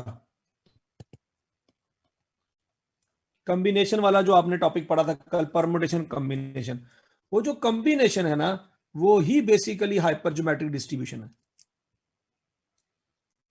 वो जो कल अपने कॉम्बिनेशन वाले सवाल किए थे ना, वो कॉम्बिनेशन ही बेसिकली हाइपरज्योमेट्रिक डिस्ट्रीब्यूशन है। ये बात समझ आ रही है?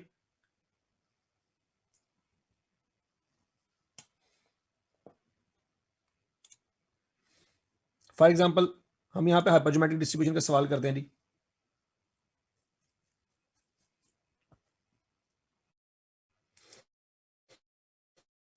ये सवाल था जी हाइपरज्योमेट्री का, ये करना है हमने, फर्ज करें सवाल करने का तरीका क्या, जरा देख लें।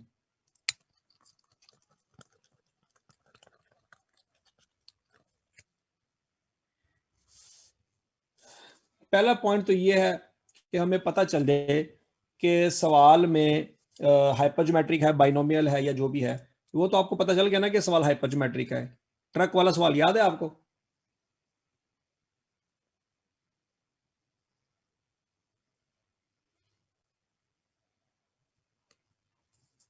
ओके जी, अब सवाल करना कैसे तरीका सीख लें। आपको क्वेश्चन में देखना है ये है कि टोटल वैल्यू उसने दी हुई है, टोटल ट्रक बताए हुए हैं सवाल में।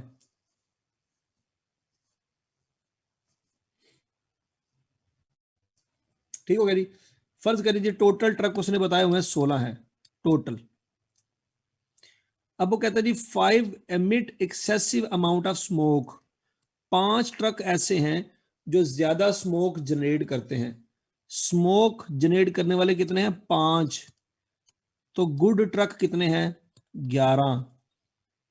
ये गुड ट्रकों वाली बात उसने नहीं बताई, लेकिन आपको ये पता होनी चाहिए। ये इक्वेशन जो मैंने बनाई है ये आपको समझ आ रही है? दोबारा पढ़ ले जी।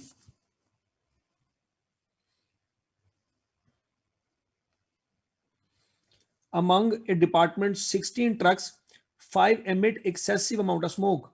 तो टोटल ट्रक है 16, 5 स्मोक जनरेट करते हैं ज्यादा, तो ये है अब नॉर्मल या डिफेक्टिव जिसको कह सकते हैं।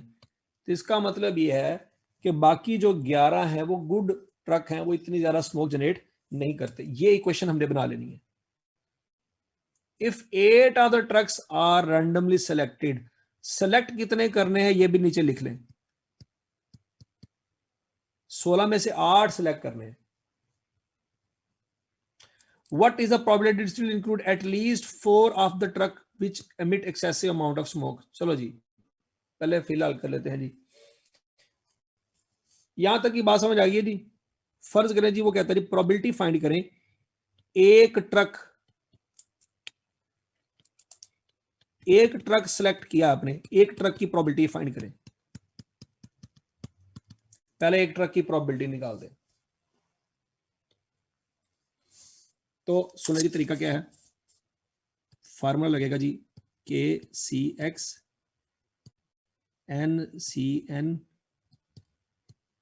N minus k C N minus x. ये क्या है ये मुझे नहीं पता, तो हमने बस लॉजिकली देखना है, सवाल होता है हमसे। देखिए नहीं जरा, टोटल ट्रक कितने हैं? 16। सिलेक्ट कितने करने हैं? 8। ये तरीका समझ आता है आपको? टोटल कितने हैं, सिलेक्ट कितने करने हैं।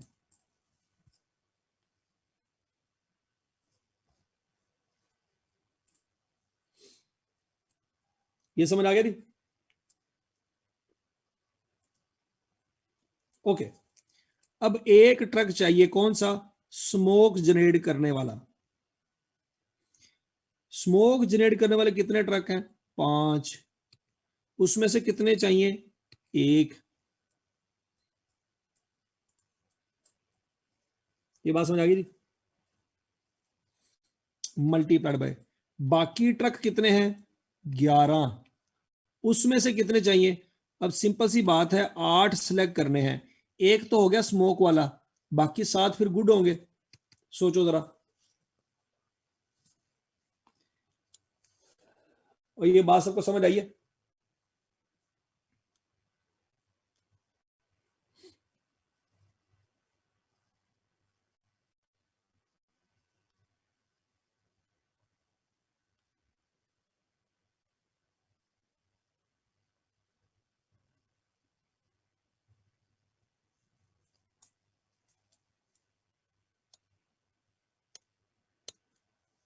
ठीक हो गया जी? अच्छा तो फिर एन का मतलब क्या है, इतना सुन लें। एन का मतलब है टोटल पॉपुलेशन।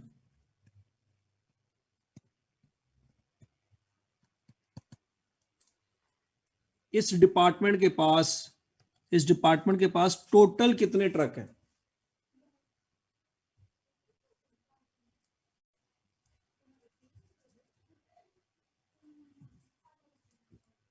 समझ आ गई थी? और एन का क्या मतलब है? एन का मतलब है सैंपल। सेलेक्ट कितने करने हैं? जो सेलेक्ट करने हैं वो सैंपल है।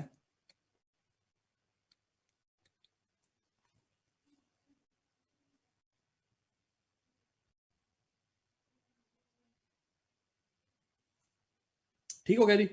अब ये क्लियर कर लो। कैपिटल एन का मतलब क्या है जी? पॉपुलेशन। स्मॉल एन का मतलब क्या है जी? सैंपल। टोटल 16 ट्रक थे, उसमें से 8 सिलेक्ट करने हैं। अब के का क्या मतलब है? के का मतलब यह है कि जो ट्रक आपने सिलेक्ट किया है, पॉपुलेशन में वो कितने पड़े हुए हैं। टोटल पॉपुलेशन में फेवरेबल आउटकम्स इन पॉपुलेशन।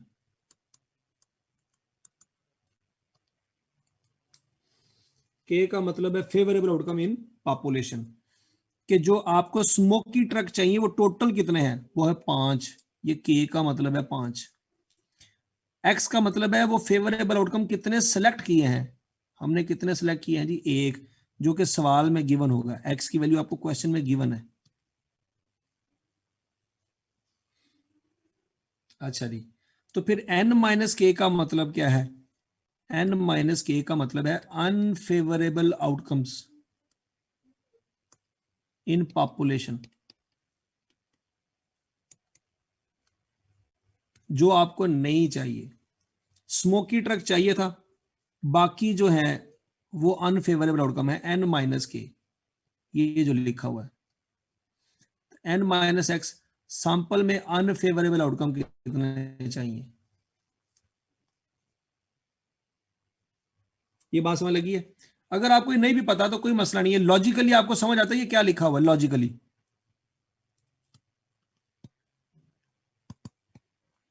ये लॉजिक से आपको ये बात समझ आती है?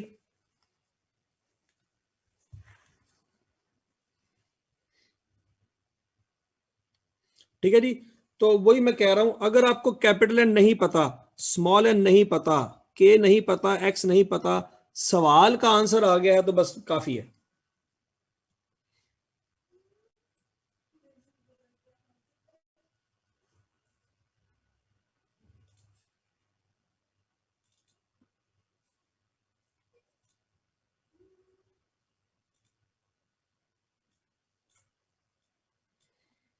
ये सवाल कैसे होगा, ये जरा देख लें जी।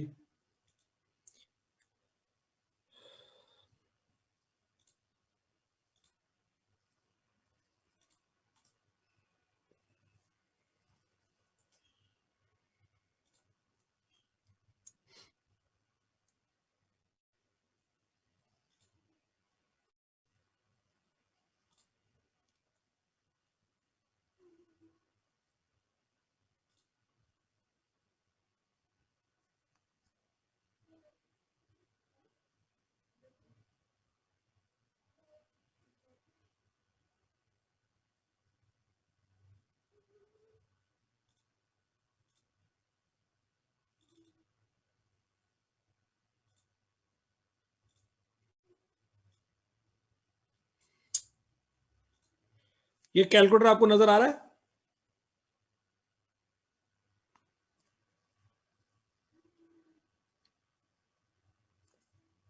ओके जी, अब आपने करना क्या है, 5C1 5 shift C1 multiplied by 11 shift C7 divided by 16 C8, answer आ जाएगा 5/39।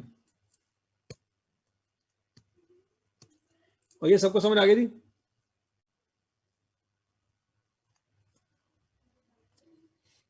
और ठीक है। अच्छा जी, अब अगर फर्ज करें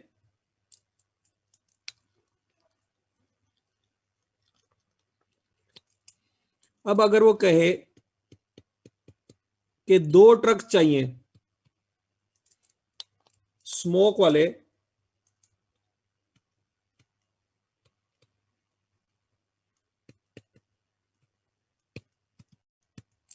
स्मोक वाले 2 ट्रक चाहिए, तो सबसे पहले मुझे बताएं, नीचे तो 16C8 आएगा ना?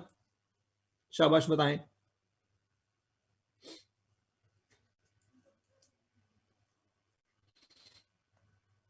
ठीक हो गया, 16C8। ऊपर क्या आएगा? स्मोक वाले ट्रक टोटल कितने हैं? 5। कितने चाहिए? 2। बाकी ट्रक कितने हैं? 11। उसमें से कितने चाहिए? सिंपल सी बात है, 8 सिलेक्ट हुए हैं ना, तो 2 ये चाहिए, तो बाकी कितने रह गए? 6। गिनती पूरी करनी है आपने, याद रखना। गिनती पूरी करने का मतलब क्या है? अगर डिनोमिनेटर पे 8 है ना, तो यहां पे भी 8 होना चाहिए।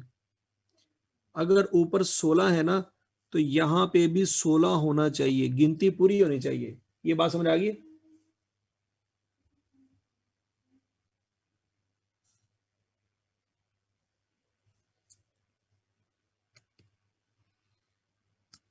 तो आंसर क्या आ जाएगा? आंसर चेक कर लें, शाबाश। 5C2 11C6 over 16C8 14/39 answer आता है।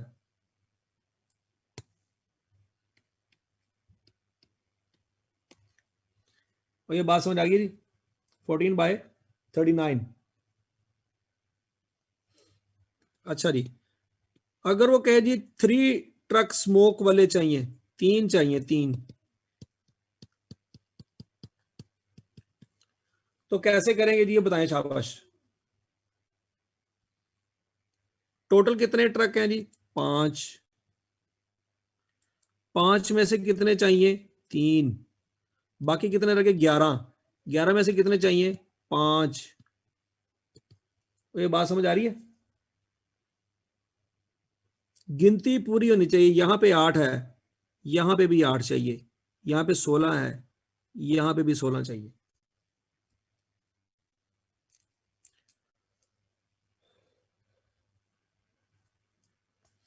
तो कैलकुलेटर में जाएंगे, 5C3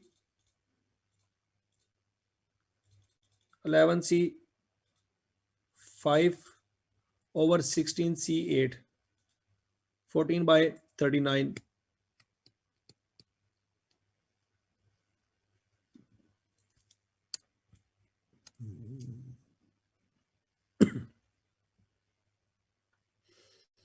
अगर वो कह दे जी हमें 0 ट्रक चाहिए, कोई स्मोक की ट्रक नहीं चाहिए,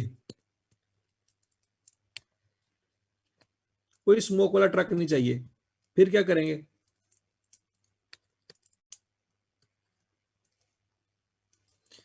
तो आ जाएगा जी 5C0 multiplied by 11C8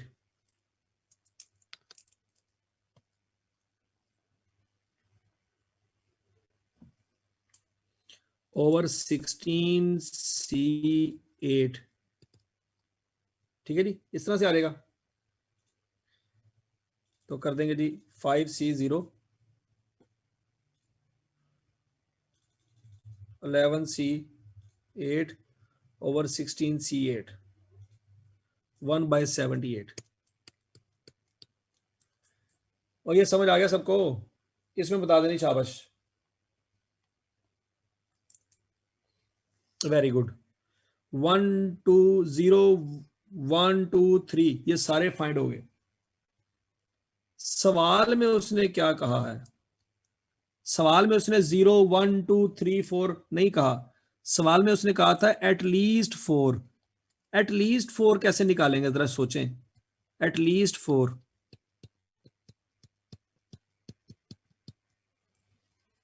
at least 4 कैसे निकालेंगे?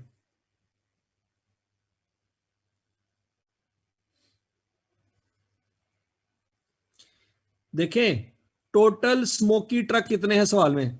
टोटल स्मोकी ट्रक कितने हैं? टोटल 5। तो फिर एटलीस्ट 4 का मतलब क्या होगा कि मैक्सिमम 4 ट्रक हो सकते हैं या 5 हो सकते हैं? क्या 6 हो सकते हैं?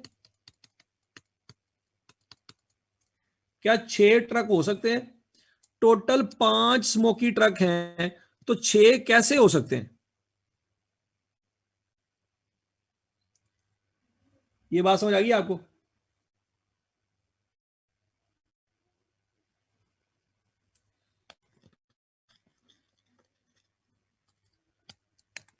तो इसमें करना क्या है, सुन ले। पहले 4 की प्रोबेबिलिटी निकाल लेते हैं। 4 ट्रक, अगर 4 ट्रक हो, 4 ट्रकों की प्रोबेबिलिटी कैसे निकलेगी? शाबाश, बताएं, सोचें जरा। 4 ट्रकों की प्रोबेबिलिटी 5C4 इंटू 11C4, ये बात समझ आती है? 5C4 इंटू 11C4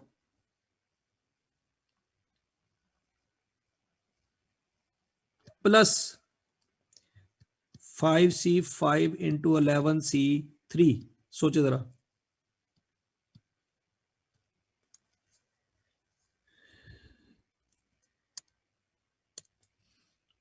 ये आउटकम है 4 का और ये आउटकम है 5 का।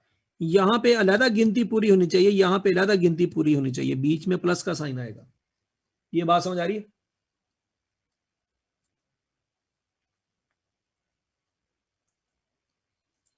और नीचे सैंपल स्पेस वही आएगी, क्या? 16C8।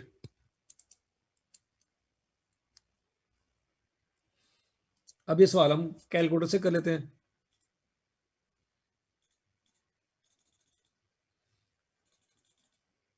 5C4 multiply by 11C4 plus 5C5 multiplied by 11C3, ये सारा कुछ इकट्ठा जमा करके एंड पे डिवाइड कर दें 16C8 से, तो आंसर आ जाएगा जी 11/78।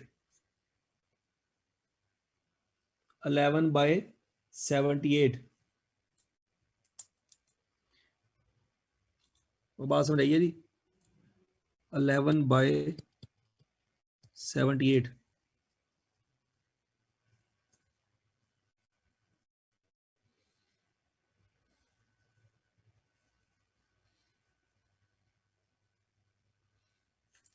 ठीक हो गया जी? ये सबको समझ आ गया जी? एक और सवाल कर लेते हैं हाइपरज्योमेट्री का।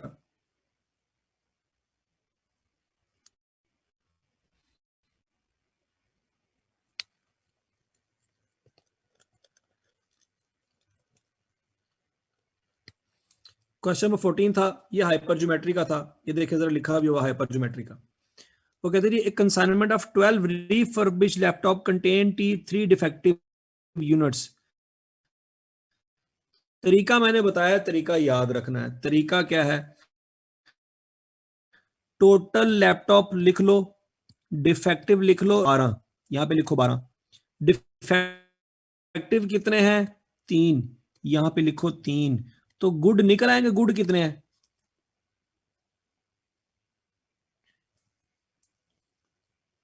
गुड निकल आएगा। गुड ये बताया है, ये बताया है, ये नहीं बताया। तो पहले गुड सोचो, गुड लैपटॉप कितने होंगे? 9 होंगे। ये सवाल में नहीं बताया, ये आपको पता होना चाहिए। If 4 laptops are chosen, select कितने करने हैं? ये लिख लिया आपने, बहुत अच्छी बात है। साथ ये भी लिख लो कि सेलेक्ट कितने करने हैं, 4 सेलेक्ट करने हैं। What is the probability at least 2 of them will be defective? अब सोचो, एटलीस्ट 2 की प्रोबेबिलिटी फाइंड करनी है। टोटल डिफेक्टिव कितने हैं? टोटल डिफेक्टिव कितने हैं?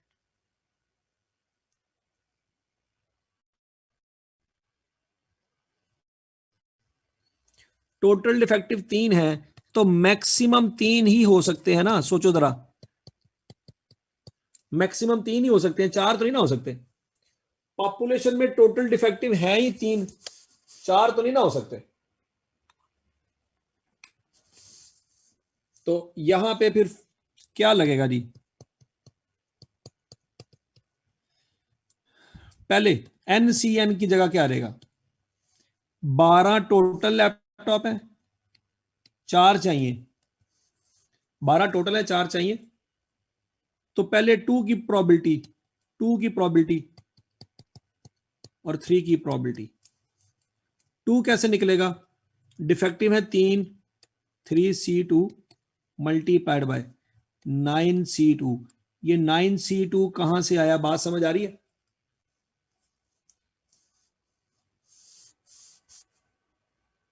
हमने गिनती पूरी करनी है। मैंने आपको जो रूल बताया वो रूल याद रखना है। यहां पे है 12, ऊपर होना चाहिए 12। यहां पे है 4, यहां पे भी 4 होना चाहिए। गिनती पूरी होनी चाहिए। गिनती पूरी होगी, उसके बाद जमा का साइन आएगा। उसके बाद 3 की प्रोबेबिलिटी जमा होगी।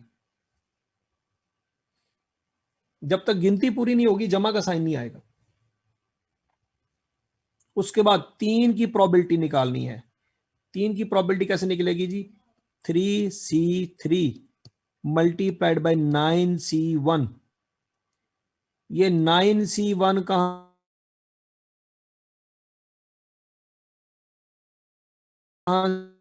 से आया? ये ठीक हो गया जी? तो अब ये सारा सवाल कैलकुलेटर पे हम कर सकते हैं आराम से। हाँ जी, 3C3 प्लस 3C3C1 ओवर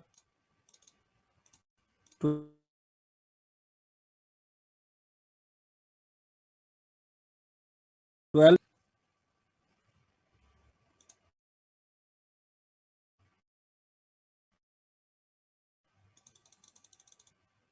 2 + 2 4 और 3 + 1 4, 9 3 12, 9 3 12 पूरी हो गई जी।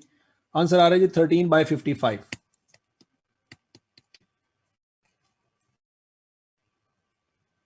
क्या आंसर आ रहा है जी? 13/55। तो यहां पे तो 13/55 नहीं है, तो फिर देखना पड़ेगा कि 13.55 किसके बराबर होता है। ये आपके पास ये वाला बटन हो गया, प्रेस कर दें SD वाला बटन। SD वाला बटन प्रेस करेंगे तो 0.236 आ जाएगा। तो 0.236 मैच हो रहा है।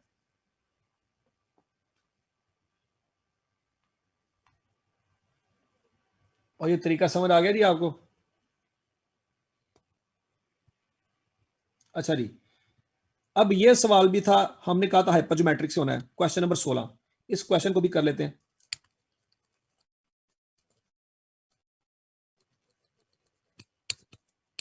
विदाउट रिप्लेसमेंट वाला। सबसे पहले मैंने आपको जो तरीका बताया वो इक्वेशन याद रखनी है।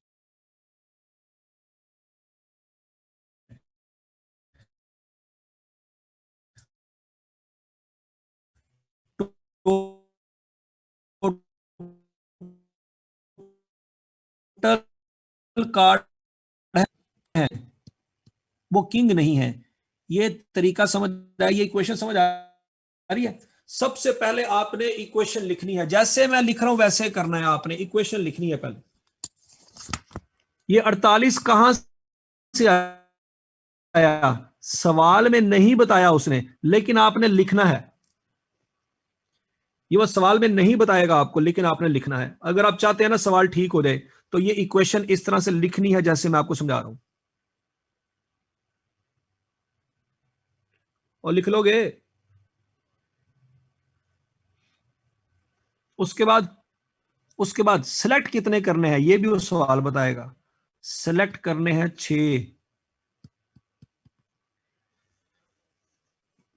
6 सिलेक्ट करने हैं। ओके, 6 सिलेक्ट करने हैं। अब कितने किंग चाहिए? 3 किंग चाहिए, 3। 52 टोटल है। किंग टोटल कितने हैं? 4। उसमें से कितने चाहिए? 3। बाकी कितने रह गए? 48। उसमें से कितने करने हैं? पूरे 3। ये बात समझ आई है आपको? गिनती, ये गौर से देखो, गिनती पूरी करनी है जो बार बार बता रहा हूं मैं आपको। ऊपर आ रहा है 52, इन दोनों का टोटल 52 आना चाहिए।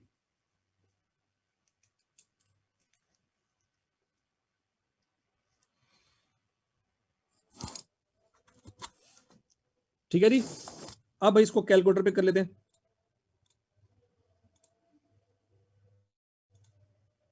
4C3 multiplied by 48 C3 over 52 C6 184 bye 5414 54145। तो यहां पे तो आंसर इस तरह से दिया हुआ है, कोई मसला नहीं। यहां पे कैलकुलेटर में जाएं, ये बटन प्रेस कर दें, तो 3.39 इंटू 10 की पावर -3 मतलब 0.0034, यही बनता है आंसर, 0.0034 बनता है। तो ये बात समझ आ गई है?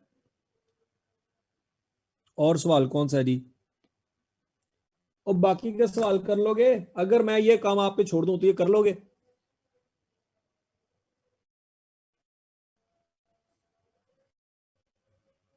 देख लेना यार, ऐसा ना हो कि सवाल ना हो। चले, ठीक हो गया। यही आपने सवाल करने हैं इंशाल्लाह। यही सवाल आपने करने हैं जो मैं आपको आज मैंने आपको नोट करवाया ना, ये सवाल कर लें, इतना ही काफी है। ठीक हो गया जी। बाकी बाइनोमियल और पॉइसन डिस्ट्रीब्यूशन है वो इंशाल्लाह मैं फिर आपको कल करवा दूंगा। आज की क्लास पर यहीं पे खत्म करते हैं। और कुछ कुछ समझ आ गई है?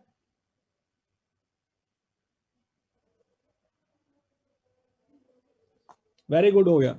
चले जी, बहुत बहुत शुक्रिया आप लोगों का, आपने मुझे 2 घंटे बर्दाश्त किया। थैंक यू जी। अल्लाह हाफिज।